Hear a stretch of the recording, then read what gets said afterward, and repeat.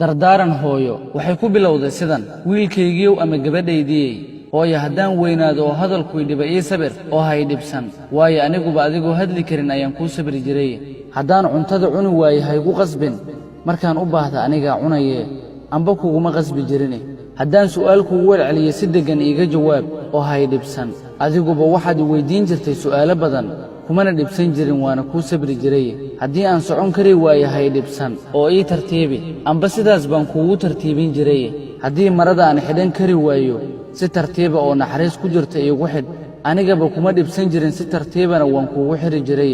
haddii suuliga aan awoodi waayo kaadida iyo saxaradana iska dhiqi waayo si naxariisa iiga dhaq hanay dhibsan waaye amba kuma dhibsan jirine haddii aan hadallada badan iyo su'aalaha soo noqnoqonaya kugu dhibo hay dhibsan waxaa laga yaabaa inay khayr badan kuu tahay haddii aan foolxumaado ilkuhu iga dhacaan dhegaha wax ka maqli waayo indhuhu daciifaan lugaha socon waayaan gacmuhu wax qaban waayaan carabku hadalku yareeyo maskaxdu isku dardarsanto saxaradu iska daadato kaadidana sidoo kale sariirta mar walba aan wasaqeeyo hooyo hay dhibsan waayo sidaan ma ahaan jirin xasuusnow inaan ku hayn jiray adigoo saxarada iyo kaadidaba iska tiri karin lugu aad ku socotana lahayn gacmo aad wax ku qabsatana lahayn maskax aad wax ku fahantana lahayn xasuusnow inta aad maanta igu aragtay in ka sii badan inaan kugu soo sabray welibana farxad u arkayey oo aanan maalin keliya ku dhibsan hooyo ha noqon shaqi yacni caasi waalidayn ama midkoodba abaal aan lahayn ee noqo abdi